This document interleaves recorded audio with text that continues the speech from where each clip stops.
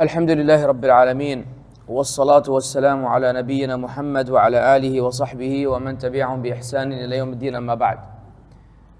We praise Allah subhanahu wa ta'ala. We ask Allah to exalt and mention and grant peace and send His blessings upon our Prophet Muhammad sallallahu alayhi wa sallam.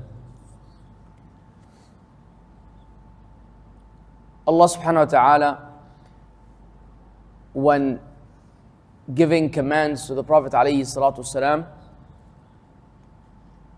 there was only one occasion in the entire Quran where He commanded the Prophet ﷺ to ask for an increase of that particular thing.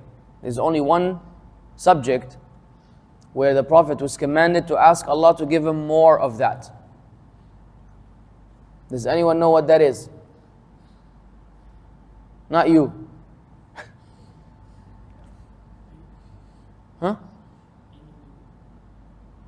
Ilm? What's the evidence? What's the ayah? وَقُلْ رَبِّ زِدْنِي عِلْمًا. The only time, the only occasion, there was a command to ask for more. Zidni from ziyada. Give me more. Give me more knowledge. Who? The most knowledgeable of all people, the Prophet ﷺ. He was commanded to ask Allah to give him more knowledge. Why? Because knowledge is the means for you to differentiate between truth and falsehood. And that applies on religious texts, and it also applies in the worldly life.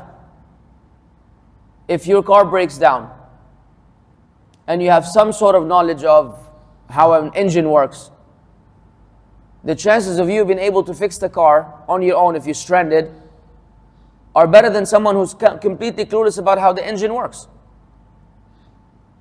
If you hurt yourself and you have some medical background, you might be able to treat yourself because of the knowledge you have of medicine, wherein the other person cannot. And I could give you, and you could come up with even better, hundreds of examples of how, because of knowing something, you're able to get things done, and because of not knowing something, you will not be able to can't get things done. So much so that Allah made this big distinction and said, قُلْ هَلْ يَسْتَوِي الَّذِينَ يَعْلَمُونَ وَالَّذِينَ لَا يَعْلَمُونَ.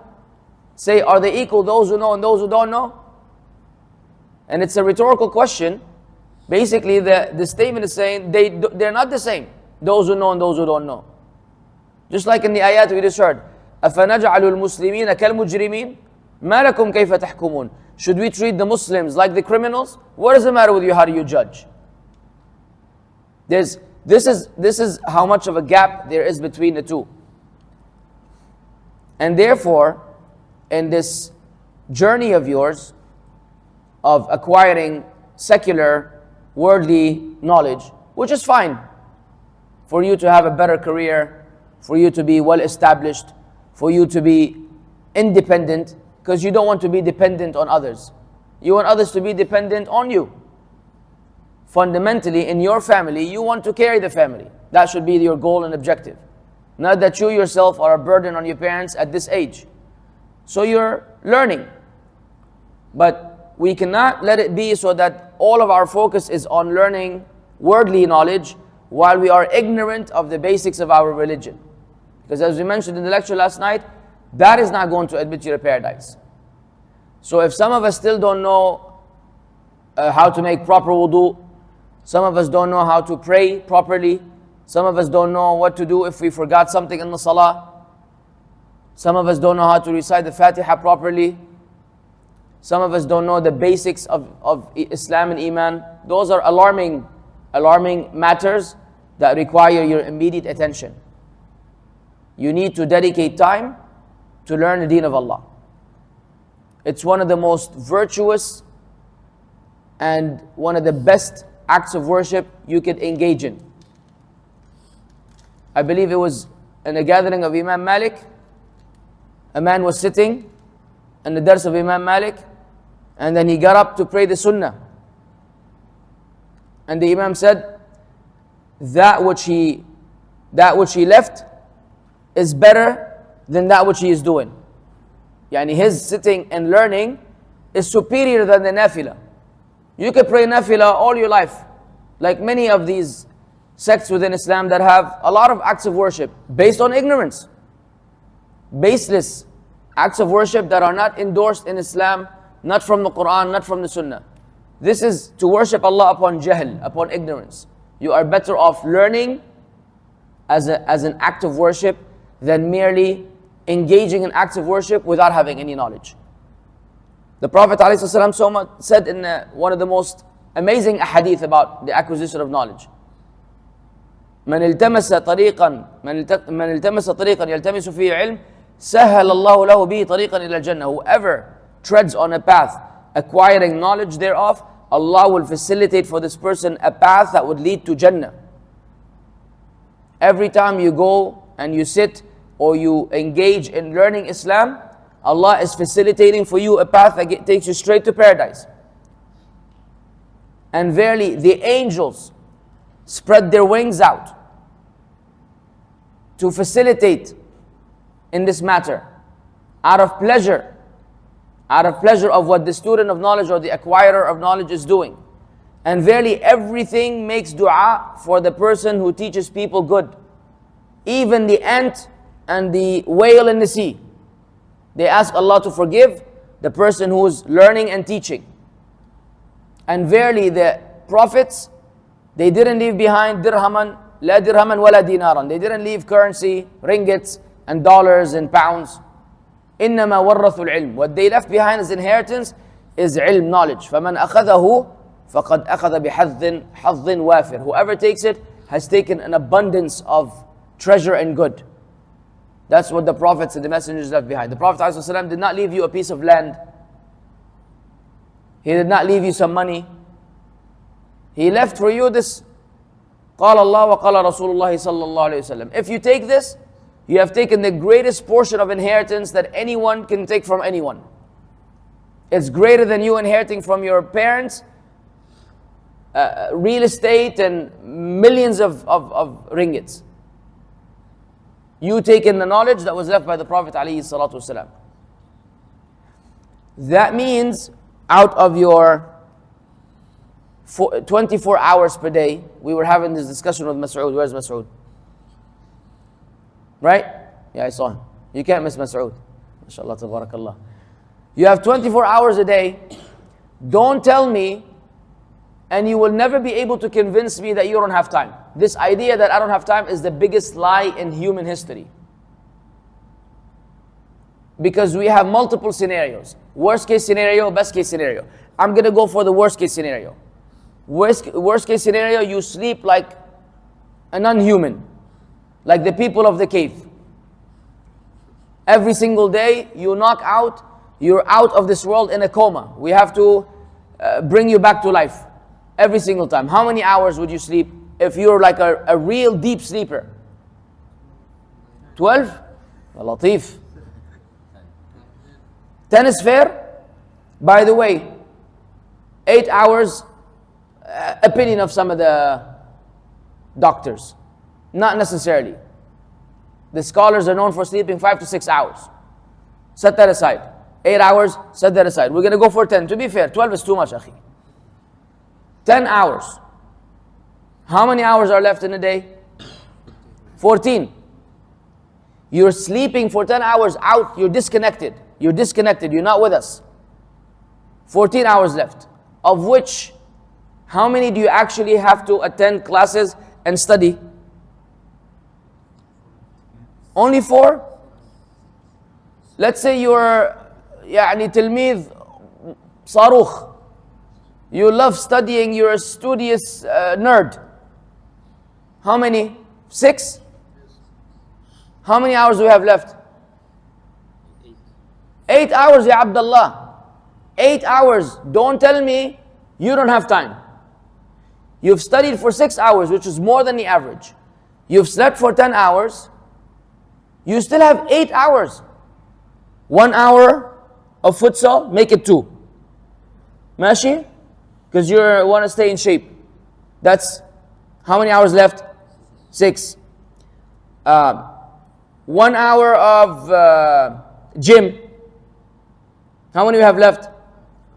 5. If from these 5 hours, how many can you dedicate to learn the deen of Allah so that you're not burdened? 1. You still have 4. You've gone to the gym, you've played sports, you've slept like a koala bear, you studied, and you still have a surplus of 4 hours every single day where you have nothing to do, or you have something to do. So there's no way someone could tell me, I don't have time. No, you have time. You just don't know how to manage time. It's as simple as that. So you need to regulate your schedules. And whenever they are, if not everybody is, look, you don't appreciate the people of knowledge until they go. Ever since I've been coming here, I know that Sheikh Ibrahim is available. I don't understand why some of y'all do not take advantage of a person of knowledge when he's around. Because when he's not around, you will have no alternatives. And then you would say, I wish when he was around, I used to attend the class. I used to go to the durus. You need to make an effort to attend the durus of the people of knowledge. Not just a speaker, public speaker comes in like I'm doing, just ranting every now and then. No, I'm talking about proper acquisition of knowledge. You sit at the feet of the Sheikh and the Sheikh explains and you take notes and you take it seriously the same way you take your education in this university seriously. That might require some carpooling, arrangement, organization amongst you guys to get the job done. So just like you plan everything else, you have to plan this together also, so that as many people can attend. And you guys can push each other. When somebody's lazy, he doesn't want to go, come on man, come on, let's go. Let's go, you'll be fine. Oh, I want to sleep, I haven't had sleep. Nonsense. Sleep on the way, I'll drive. But help each other. Help each other acquire knowledge. Dedicate some of your time to memorize the Quran, memorize some hadith of the Prophet ﷺ. Take a course on how to give da'wah. There are so many things that can be done, and you have so many hours per day, and every single day those hours go to waste. They go to waste, Allah knows on what. I don't even know how we manage to waste these times. And you're still young. Wait until you're married, and wait until you have children, and wait until you have a job. You're going to have to do everything I mentioned along with those responsibilities within those 24 hours. And guess what? You'll be able to do it. It's still doable and manageable. It's not rocket science. But you need to start learning how to manage your time from now. Not everything that needs 10 minutes should take 2 hours. 10 minutes is 10 minutes and 1 hour is 1 hour. Allocate time for tasks wherein you have to get them done in this window, within this window. Don't stretch it. Otherwise you will mismanage your times. So, in conclusion, طلب العلم فريضة على كل مسلم. The Prophet ﷺ said, acquiring knowledge is an obligation upon every Muslim. Every one of you must learn his religion better than you learn this worldly life. You have to learn your deen, and you have to begin the journey at a young age. The sooner you begin, the better it will be for you as you grow older. The later you start, the more difficult it will be for you to catch up. So don't let the shaitan deceive you in this regard and make you miss out on the good. And look at the difference between yesterday's talk and today's talk in terms of numbers, mashallah, tabarakallah. So this, see how the reminder benefits. For whatever reason, you were reminded, and by Allah's grace and mercy, here you are. To prove to you that we know most of the stuff, we just need the reminders. We need to actively help each other get closer to Allah. So with or without a speaker or a guest amongst you, this is the obligation of the people within the society, to look out for those who are not showing up. When you see Fulan is not here tomorrow, you call him up. You were here yesterday, I'll call you tomorrow in the morning, I'll come knock on your door. You get all this khair. You will get the reward of the person. You will get the reward of the person, all his salah and all his steps to the masjid, because you just knocked on his door or you gave him a call. All these are good deeds throwing themselves at you, and you're like, no thanks, I'm not interested. No, think actively on how to get closer to Allah and how to get more reward. هذا والله أعلم وصلى الله وسلم على نبينا محمد. جزاكم الله خير.